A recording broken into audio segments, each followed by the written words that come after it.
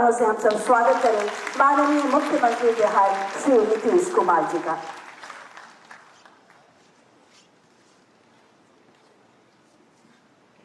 श्री नीतीश कुमार बिहार कहाँ से चले बनाए हैं बेटा जलवायु परिवर्तन किए। माननीय उप मुख्यमंत्री श्री सुशील कुमार मोदी जी,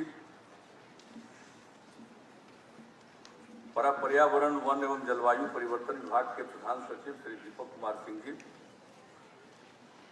नगर विकास एवं आवास विभाग के प्रधान सचिव श्री चैतन्य प्रसाद जी, परिवहन विभाग के सचिव श्री संजय कुमार अग्रवाल जी, योजना एवं विकास विभाग के सचिव मनीष वर्मा जी, प्रधान मुख्य वन संरक्षक श्री डी.के. शुक्ला जी, प्रधान मुख्य वन संरक्षक विकास श्री शिव शंकर चौधरी जी, प्रदूषण नियंत्रण परिषद के अध्यक्ष प्रोफेसर अशोक कुमार घोष जी, ब्रिगेडियर जय सिंह बैंसला जी, कर्नल हेमंत परमार जी, विश्व बैंक के परामर्शी मिस्टर जॉस्टिन नायगार्ड जी,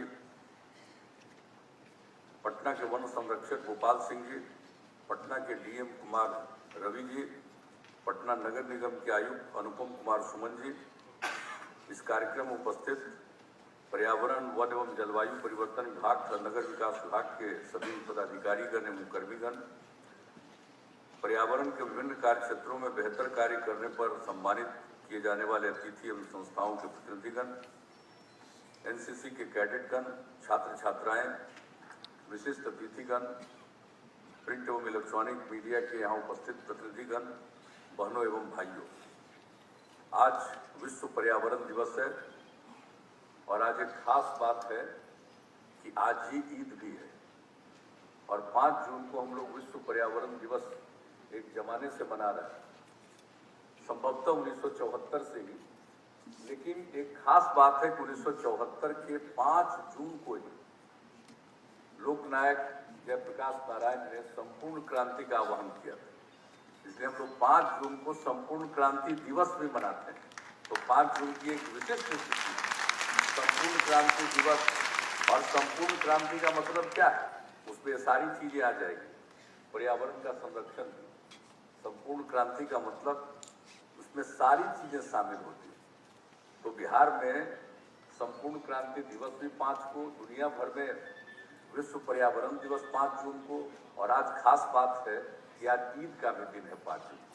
तो इस अवसर पर मैं आप सब लोगों को अपनी शुभकामनाएं देता हूं और पर्यावरण के लिए हम सब लोगों की चिंता रही है और लगता है बहुत देर से लोगों ने सोचना शुरू किया है। बापू ने, राष्ट्रपिता बापू ने क्या कहा था, ये जो धरती है आपकी जरूरत को पूरा करने में सक्षम है, लेकिन आपके लालच को पूरा करने में सक्षम नहीं। ये पर्यावरण के दृष्टिकोण से आप सोच लीजिए कितना साल पहले उन्होंने पूर्व में ही सारी बातों की चर्चा की, लेकिन शुरू में तो कोई कुछ ध्यान देता नहीं। और लोहिया जी इस पर्यावरण को लेकर नदियों के किनारे गए हैं, इस पर उन्होंने कितनी बात कही है, कितना लिखा है, सब कुछ किया है। स्वच्छता पर, शौचालय निर्माण पर, ये सारी बातें उन्होंने 50 के दशक में कही। लेकिन होता यह है कि जब तक कोई चीज परेशान नहीं करने लगता है तब तक उन चीजों को लोग पहचानते नहीं। अब आज परेशानी होने लगी तो अब कई प्रकार से पर्यावरण पर जो संकट है, जलवायु परिवर्तन पर जो संकट है, और उसी में जो वायु प्रदूषण, तो आज का जो कार्यक्रम है वायु प्रदूषण को लेकर, और वायु प्रदूषण के बारे में उससे मुक्ति पाने के लिए हमारे बाहर से आए हुए विशेषज्ञ ने भी अपनी बात कही है यहाँ, और सब लोगों ने पूरी बात कही है, और हमारे उप मुख्यमंत्री जी ने भी पूरी बात कह दी है, इसलिए उन बातों को दोहराने की जरूरत नहीं। वायु प्रदूषण को रोकने के लिए हम सब लोगों को काम करना चाहिए। और आप जान लीजिए कि आजकल खाली डीजल का ही संकट नहीं है कि डीजल का वाहन चल रहा है, अरे डीजल में लोग किरासन तेल मिला देता है, उससे और संकट बढ़ जाता है। अब हम लोग घर घर बिजली पहुंचा दिए तो अब इसकी कोई जरूरत है? अब उसकी कोई तो जरूरत नहीं है। और केंद्र सरकार ने स्कीम बनाई कि जिसके घर में एलपीजी कनेक्शन नहीं है तो गैस सिलेंडर सबको उपलब्ध करा रहे हैं। तो अब न खाना बनाने के लिए किरासन तेल की जरूरत है, न बत्ती को जलाने के लिए किरासन तेल की जरूरत है। लेकिन अभी भी जो कई तरह की बात होती है, समाज में एक माहौल पैदा करने की कोशिश होती है। धीरे धीरे किरासन तेल को कम किया जा रहा है, उसकी उपलब्धता को लोगों को। लेकिन होता क्या है, मुझको तो ऐसा लगता है कि जब किरासन तेल अभी जा भी रहा है तो किरासन तेल का उपयोग तो किसी को करना नहीं। तो ये जान लीजिए कि उससे संबंधित जितने लोग हैं सब लोगों को भी जरा ठीक से समझाना चाहिए कि क्या जरूरत है किरासन तेल। अब वो डीजल में मिला देता है तो उसके चलते वायु प्रदूषण और बढ़ जाता है, वो आपको पता ही चल जाएगा। वैसे ही देख लीजिए कि अगर कोई प्योर डीजल है तो उसमें कम दिखाई पड़ेगा संकट, और उसमें किरासन तेल डाल दीजिए और तब वाहन चलाइए, तब और पता चलेगा। तो कई तरह की समस्याएं लोग उत्पन्न करते हैं। तो एक अभियान को चलाना ही है, अभियान को चलाना ही पड़ेगा और अभियान निरंतर चलाना पड़ेगा। और मेरी समझ से इसके लिए आज जो कई लोगों को पुरस्कृत किया गया, मुझे अच्छा लगा कि इसी प्रकार से, और फिर स्वयं सहायता समूह, जीविका समूह का गठन हम लोगों ने किया, उनके माध्यम से ग्रामीण इलाकों में और अन्य लोगों के माध्यम से शहरी इलाकों में इन सब चीजों का बहुत अच्छे ढंग से प्रचार प्रसार किया जा सकता है। अब आप सोच लीजिए, जो भी हम लोग वायु प्रदूषण को रोकने के लिए जो उपाय करने की कोशिश कर रहे हैं वो तो करें ही। एक बार हमको जाने का मौका मिला था, वहां हम खुद देखने गए थे। ये लोहिया स्वच्छ बिहार अभियान के अंतर्गत नालंदा जिले में इसके सिलाव के बगल में एक है भूई, वहां पर हम गए और वहां पर हमने देखा कि ठोस एवं तरल अपशिष्ट प्रबंधन सुविधाओं का एक एकीकृत मॉडल छोटी जगह पर तैयार किया। और वो ये चेन्नई का एक मॉडल था। उस समय के तत्कालीन डीएम ने उन लोगों को बुलाया था और देखा इतना बढ़िया ढंग से काम हो रहा है कि साहब जो कुछ भी कचरा है उसको ले गए, उसका अलग अलग ढंग से उसको बांट दिया और उसका उपयोग यह भी दिखाया, छोटी सी जगह में इतना काम किया गया। तो एक प्रयोग के तौर पर वहां काम किया गया। और उसी तरह से मुजफ्फरपुर में काम शुरू किया गया कि कैसे काम करें अब इसको बड़े पैमाने पर। और मुझको खुशी है, अभी से कुछ मार्च महीने में हम लोगों ने कुछ चीजों का को लॉन्च किया था नगर विकास विभाग ने, उस समय भी हम उस कार्यक्रम में उपस्थित थे। तो साफ सफाई के लिए बहुत ध्यान देने की जरूरत है। और जो हर घर से अगर हम कचरा का संग्रहण करने लगे हैं, और हम देख रहे थे इनकी रिपोर्ट, जो नगर विकास विभाग की रिपोर्ट थी, कुछ नगर पंचायत और नगर परिषद में 3-4 जगह ही अभी दिक्कत है इनको, बाकी सब जगह इन लोगों ने शुरू कर दिया। तो जो इकट्ठा करना और जो कचरा है उसको अलग अलग बांट करके रखना और उसके हिसाब से उसको कैसे उपयोग कर सकते हैं, और अगर उसका उपयोग करने लगेंगे तो 15 से 20% से ज्यादा कचरा नहीं होगा। 80% जो कचरा आज कहा जाता है उसका उपयोग विभिन्न प्रकार से कर सकते हैं। अब जैसे देखिए प्लास्टिक की बात, अब वो तो सब जगह से मिलता है, रोक तो लगाई गई है, जो पतला है प्लास्टिक उसकी बात है, लेकिन फिर भी तो हर जगह प्लास्टिक का इस्तेमाल विभिन्न चीजों में हो रहा है। तो अब सड़क जो बन रही है और ग्रामीण कार्य विभाग ने इसकी शुरुआत कर दी है कुछ जगहों पर, यानी सड़क बिल्कुल और मजबूत हो जाता है। उसके पक्कीकरण में अगर उसमें प्लास्टिक के टुकड़ों को मिला करके सड़क बनाया जाता है तो उसकी और मजबूती हो जाती है और उसका मेंटेनेंस सहज हो जाता है। तो भाई कई प्रकार से तो काम हम लोग कर रहे हैं, दूसरे की मदद कर सकते हैं। अब जितना शहरों में या ग्रामीण अंचल से ये निकल कर आएगा तो उसका उपयोग भी कर सकते हैं। तो ठीक ही तो कहा, ये कचरा सोना में बदल रहा है, यानी कचरा को बांट करके अलग अलग हिस्सों में अलग अलग प्रकार के कचरों का जो उपयोग होता है तो उसके हिसाब से उससे और आमदनी भी हो सकती। तो इसलिए अगर कोई, चाहे वो नगर विकास विभाग हो या पंचायती राज विभाग हो, जो कुछ भी हो, इसके माध्यम से अगर इस सब काम को आगे बढ़ाया जाएगा तो हम समझते हैं कि लोगों में जागृति भी आएगी और उन कचरों का और बहुत कम हिस्सा बचेगा जिसका हमने जिक्र किया कि जो सही मायने में कचरा होगा तो कुछ तो होगा ही। अब उसके बाद और भी अनुसंधान हो ही रहा है, रिसर्च हो ही रहा है कि उसका भी कैसे क्या उपयोग हो जाए। तो इस तरह से हर प्रकार से काम करना होगा। और पटना में तो हम लोगों ने कही दिया है, अब ये जो पानी, गंदा पानी है, उसको कुछ साफ करते हैं तो उसको सिंचाई में इस्तेमाल कर सकते हैं। और आज स्थिति क्या हो गई है, जलवायु परिवर्तन के कारण हम लोगों का बिहार भी प्रभावित है। हालांकि बिहार के अंदर कोई बहुत ज्यादा ये पर्यावरण को संकट में डालने वाली आदत नहीं है, लेकिन फिर भी क्या स्थिति हो रही है। दुनिया के किसी भी क्षेत्र में अगर पर्यावरण पर संकट डालने का कोई काम हो रहा तो उसका प्रभाव दुनिया के किस हिस्से पर पड़ेगा, इसको कोई नहीं जानता। अब इसलिए बार बार कहते हैं बिहार की क्या स्थिति हो गई। मॉनसून क्या होता था, 15 जून के आसपास आ जाता था। अब आजकल कितने साल से देख रहे हैं कि 15 जून से मॉनसून आता है। अब केरला में तो 1 जून को आता था, इस बार तो आ रहा है 6 को आ रहा है, कि 7 को आएगा, कि 8 जून को आएगा। मतलब स्थिति देख लीजिए। और बिहार में तो और डिले, और देर से आता है। और हम लोग जब शुरू में पढ़ते थे तो उसमें पता चलता था कि बिहार का एवरेज रेनफॉल 1200 मिलीमीटर से 1500 मिलीमीटर के बीच में है। और 13 साल से हम आपकी सेवा कर रहे हैं, हम देख रहे हैं कि 2 ही साल ऐसा है जिसमें 1000 मिलीमीटर से ज्यादा वर्षा हुई। ज्यादातर समय ये 800 मिलीमीटर, और एवरेज अगर हम 13 साल का देखते हैं तो 900 मिलीमीटर आ जाता है। और बिहार के बारे में भावना ये है कि साहब 1500 मिलीमीटर तक यहाँ पर वर्षापात है, रेनफॉल है।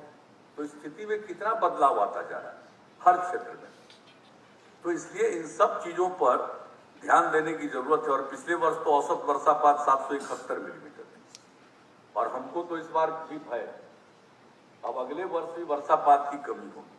क्योंकि घाघ ने कहा कि अगर आपको ये जो महीना चल रहा है, जेठ का महीना, इसमें अगर पूर्वैया हवा चलेगी तो समझ लीजिए कि सावन और भादों में बिल्कुल धूल उड़ेगा।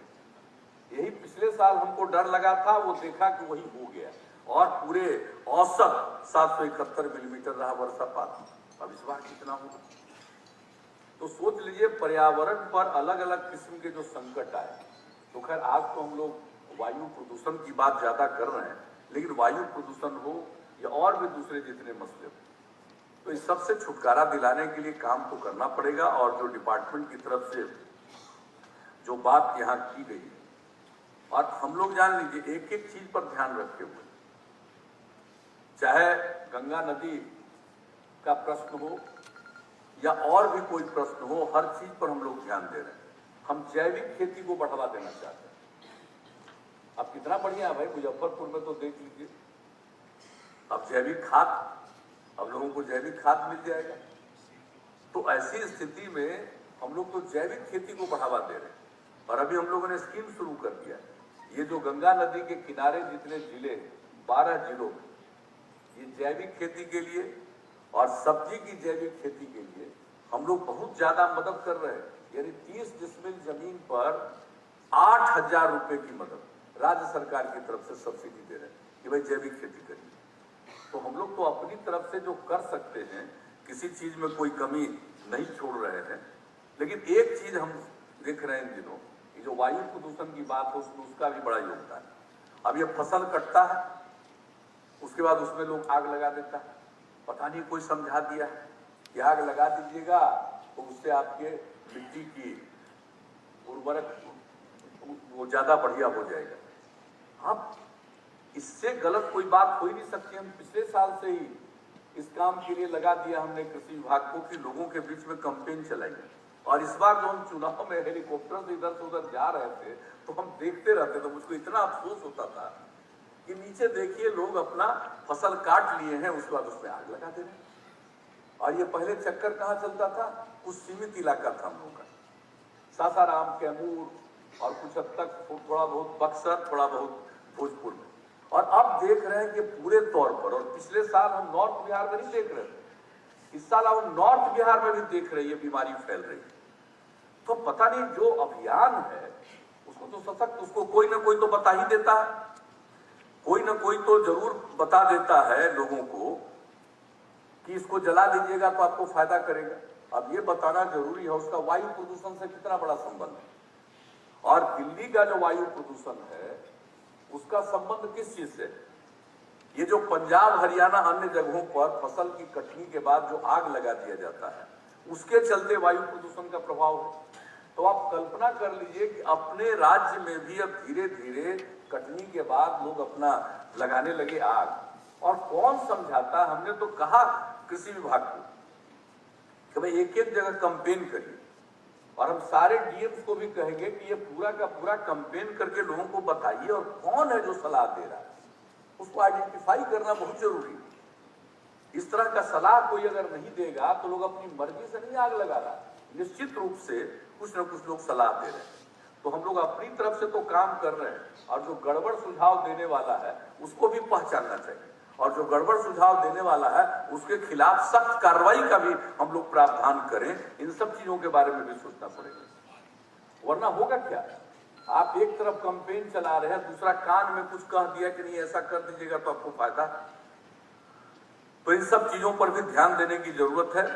और जल स्तर अब सोच लीजिए नीचे जा रहा है, क्योंकि पानी तो रेनफॉल कम हुआ था, अब इस बार भी।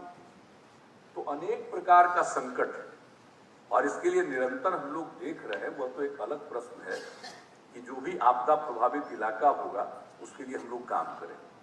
अब चीन में जो काम लोग कर रहे हैं, जिसके बारे में इन्होंने उदाहरण दिया वायु प्रदूषण के लिए, हमको चीन जाने का मौका मिला था 2012।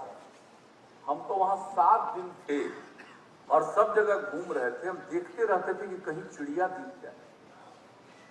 आप जानते हैं, हमको 4-5 शहर में रुके हैं, चिड़िया दिखी नहीं। एक जगह हमको एक चिड़िया दिखी, जहां हमको ठहराया गया था उसके पीछे खिड़की से हम देखे तो एक जगह चिड़िया है। तो ये हालत तो हो गया। ये जो विकास का काम होता है और बड़ी तेजी से विकास के चक्कर में इतने तरह का काम होता है, तो उसके बाद ये स्थिति आती है। कम से कम हम लोगों के यहाँ चिड़िया पर संकट नहीं ना। अभी आप दिखला रहे थे कि भाई इसके लिए पेड़ रहना चाहिए, रहे उसके लिए पर्याप्त पेड़ नहीं। अब पेड़ वगैरह भी लगाना चाहिए। हम लोगों का क्या था, जब हम लोगों को काम बिहार के लोगों ने सौंपा तो उस समय यहाँ पर ग्रीन कवर कितना था? हरित आवरण 9% के करीब। तो हम लोगों ने काम शुरू किया, लगभग 22.5 करोड़ 23 करोड़ पौधे हम लोगों ने लगाए। मिशन मोड में हम लोगों ने काम शुरू किया। तो हरियाली मिशन, उसके माध्यम से ये काम हुआ है। और अब जो अंदाज है कि 2015 तक वो लगभग 15% पहुंच गया है। हम लोगों का लक्ष्य 17% का, क्योंकि बिहार की आबादी इतनी जगह नहीं। लेकिन अब हमको जो लगता है कि कुछ और हम लोग तलाश सकते हैं। बहुत पहले से हम लोग शुरू से शहरों में सुझाव दे रहे हैं कि कोई ना कोई पेड़ लोग लगा दें, अब लगा सकते हैं। अभी हमने चर्चा किया था इनके कि जापान के प्रख्यात बॉटनिस्ट हैं अकीरा मियावाकी जी। विपरीत परिस्थितियों में सघन वन लगाने की पद्धति उन लोगों ने विकसित किया। इतना नजदीक नजदीक पेड़ लगाते हैं कि साहब उसको धूप लेना है तो उसके चलते बहुत तेजी से वो ग्रो करता है। तो 3 साल में 10 साल की लगभग की लंबाई हो जाती है, और 10 साल में 100 साल वाली लंबाई हो जाती है। ये भी एक बहुत अच्छी बात है जो जापान में इन लोगों ने किया है। तो हम लोगों को ऐसा दुनिया में कहीं भी कुछ अच्छा चीज हो रहा है तो हमने तो कहा है, और अभी हम इनको भी प्रधान सचिव वन एवं पर्यावरण को भी हमने कहा है, और अपने हमारे साथ हमारे कार्यालय से भी जुड़े हुए हैं जो आपके यहाँ के अपने गोपाल जी जो हैं वन संरक्षक हैं पटना के। तो हमने सुझाव दिया कि भाई जो ये सीएम हाउस है, ये कनेमार, इसमें जहाँ भी जो खुली जगह है उसी में जरा सा लगा करके देख लीजिए कि उस तरह का पेड़ लगाने से वो इफेक्टिव होगा। तो क्यों नहीं वहीं लगाते हैं, एक्सपेरिमेंट करिए वहाँ। कहीं इधर उधर एक्सपेरिमेंट करने की क्या जरूरत है? वहीं पर तो जगह है, लॉन है, कई 3-4 लॉन है। एक लॉन को ये एक्सपेरिमेंट के लिए शुरू कर दीजिए ताकि आपको अनुभव हो जाए, और अनुभव के आधार पर उसी तरह का पेड़ लगवाइए। तो हमने यह भी सुझाव दिया है, और इस तरह से हम लोग कर सकते हैं। और इससे, और जो ये सीएनजी वाला है, हम तो अपना अनुभव बताएंगे। दिल्ली में जब हम एमपी थे तो हमको जो आवंटित था आवास की जगह, जब हम एमपी थे तो मुश्किल से लोकसभा से, पार्लियामेंट से 1-1.25 किलोमीटर। और साहब हम जो वहां से पार्लियामेंट जाते थे तो एकदम आंख लाल हो जाता था उस समय, लेकिन जब सीएनजी वाला शुरुआत हो गया तो उसके बाद एकदम बिल्कुल ठीक हो गया। तो ये बात जो आप लोग सोच रहे हैं कि डीजल वगैरह का की जगह पर उसको लाए या फिर बैटरी संचालित करें, ये बहुत लाभ देगा, वायु प्रदूषण से छुटकारा देगा। तो हम लोगों को जो भी करना है हम लोगों को शुरू कर लेना चाहिए। और कई तरह के काम में बहुत लोगों ने अच्छा काम किया है, आज उनको पुरस्कृत किया गया। और मुझको लगता है कि इसके लिए बहुत आवश्यक है कि हम लोगों के यहाँ सामाजिक काम के प्रति रुचि रखने वाले लोगों की भी संख्या कम नहीं है। वैसे तमाम लोगों को इन सब चीजों में इंगेज करना चाहिए, उनको इस काम में लगाना चाहिए, क्योंकि आपके जो सरकारी अधिकारी और कर्मीगण हैं अकेले वो सक्षम नहीं होंगे, वो अकेले सक्षम नहीं हो सकते। इसके लिए जरूरत है कि बड़ी संख्या में जो हमारे लोग हैं, नागरिक हैं, यहाँ के निवासी हैं, उनमें ये भावना पैदा हो और उनको हम प्रशिक्षित करेंगे और उनको पूरे तौर पर इन बातों की जानकारी देंगे। तो मैं तो बता सकता हूं, और इसके लिए सबसे इफेक्टिव, सबसे प्रभावी समूह है बिहार में जीविका समूह। और अगर उनको आप बताइएगा, ये महिलाएं हैं और अब लगभग 1 करोड़ परिवार की महिलाएं इससे जुड़ चुकी हैं। हम लोग तो स्वयं सहायता समूह, हमारा लक्ष्य है 10 लाख स्वयं सहायता समूह बनाने का, 8.5 लाख के करीब पहुंच गए। तो इस प्रकार की महिलाओं को, और फिर नगर विकास के प्रधान सचिव भी बैठे हुए हैं। शुरुआत तक किया था कटिहार से, अब पता नहीं पटना में क्यों नहीं कर रहे हैं शहरी जो स्वयं सहायता समूह बनाना है। ऐसे लोगों को आप इंगेज करिए, इस काम को भी, सामाजिक काम को भी करिएगा तो आपको बहुत लोग मिलेंगे। अब जापान अभी हम हाल में गए हुए थे पिछले साल फरवरी में, हम तो देख रहे थे कि भाई कहीं कोई कचरा दिख जाए। जापान के विभिन्न शहरों में गए, एक जगह नहीं दिखा, एक जगह नहीं दिखा। तो भाई आखिर वहां भी तो किसी जमाने में कचरा था, लेकिन वहां के लोगों में इतना अवेयरनेस आया।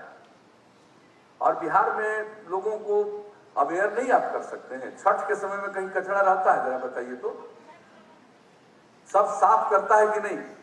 कोई बाहर थूक भी फेंकता है, कोई गंदा चीज बाहर सड़क पर फेंकता है? एक भी आदमी, जरा बताइए तो, छठ के टाइम में 4 दिन कितना साफ दिखता है, और सब लोग सफाई में लगे रहते हैं। तो वही भावना हम तो बराबर कहते हैं कि अरे यही छठ वाली भावना अगर एक हद तक आ जाए। और वही जापान में हमने बहुत जानकारी ली, लोगों से समझने की कोशिश की, तो वहां तो आप जानते ही हैं कि एवरेज एज तो बहुत ज्यादा बढ़ता जा रहा है। 80 साल की उम्र वाले लोग सफाई के अभियान में लग जाते, 12 बजे रात में लग जाते। अब उसके बाद देखिए कहीं भी, और कितना ज्यादा वहां ट्रैफिक है और पॉपुलेशन डेंसिटी भी है, शहरों की आबादी तो बहुत ज्यादा है, लेकिन उसके बाद भी आप देख लीजिए स्वच्छता। तो हम लोगों को सब जगह के अनुभव के आधार पर सबसे बड़ी चीज है कि लोगों में अवेयरनेस लाना। और सिर्फ अवेयरनेस लाने से काम नहीं चलेगा। जिस भी इलाके में अवेयरनेस हम लाना चाह रहे हैं, उन इलाके में कुछ लोगों को तो आपको आइडेंटिफाई करना पड़ेगा, चयनित करना पड़ेगा और उनको इस काम में प्रेरित करना पड़ेगा। और ये होगा तो मैं समझता हूं कि आपका न सिर्फ वायु प्रदूषण बल्कि जलवायु परिवर्तन के जो विभिन्न कारण हैं उससे हमको छुटकारा मिलेगा और जो पर्यावरण है उसका संतुलन हो सकता है। तो आज के इस अवसर पर, पर्यावरण दिवस के अवसर पर, मैं आप सब लोगों को मैं शुभकामनाएं देता हूं। और मुझे उम्मीद है कि इस दिशा में जो प्रयास शुरू हो गया है वन एवं पर्यावरण और जलवायु परिवर्तन विभाग के द्वारा, नगर विकास विभाग के द्वारा और उसी तरह से पंचायती राज विभाग के द्वारा भी इस काम में और सब लोगों के द्वारा कराया जाए। जो सड़क का निर्माण करते हैं उनको भी इस काम में लगाया जा रहा है। और हमने तो तय कर दिया भाई जितना सड़क बनेगा उसके दोनों तरफ तो पेड़ आपको लगाना ही, तो पेड़ की संख्या और बढ़ेगी। तो इस तरह से काफी परिवर्तन आ जाएगा और जो नुकसान हो रहा है इन दिनों उसे छुटकारा मिल जाएगा। और जलवायु परिवर्तन को देख करके तो कृषि के क्षेत्र में भी हम लोगों ने दूसरे प्रकार के कौन सी फसलों को लगाया जाए, इन सब चीजों पर अध्ययन कराना, लोगों को इसके बारे में, क्रॉप साइकिल के बारे में, दूसरा क्रॉप साइकिल क्या हो सकता है, अगर सूखा आ गया तो अब उससे नुकसान न हो लोगों को, बल्कि दूसरा क्रॉप साइकिल को एडॉप्ट करें, उसको अपनाएंगे तो फायदा होगा। तो इस तरह से सारे चीजों पर अलग अलग विभागों के जरिए और सबको मिला करके भी आपसी सहयोग के द्वारा भी बहुत काम हो रहा है। और मुझे खुशी है कि पर्यावरण दिवस के अवसर पर अनेक अच्छे काम करने वालों को पुरस्कृत किया गया। मैं उनको अपनी शुभकामनाएं देता हूं और यह एक संकेत है कि अगर इसी तरह से निरंतर काम होता रहेगा तो हम समझते हैं कि आप जो आज कुछ लोगों को सम्मानित कर रहे थे, मुझको ऐसा लगता है कि आपको पूरे बिहार के नागरिकों को सम्मानित करना पड़ेगा। ऐसी स्थिति है। इन्हीं शब्दों के साथ मैं पुनः शुभकामना देता हूं और वन एवं पर्यावरण विभाग को और जलवायु परिवर्तन विभाग को और नगर विकास एवं आवास विभाग को मैं विशेष तौर पर बधाई देता हूं कि इस क्षेत्र में इन लोगों ने काम बहुत ही तेजी से करना प्रारंभ किया है और उसका परिणाम जरूर अच्छा आएगा। इन्हीं शब्दों के साथ आप सबको धन्यवाद देते हुए मैं अपनी वाणी को विराम देता हूं। जय हिंद, जय बिहार।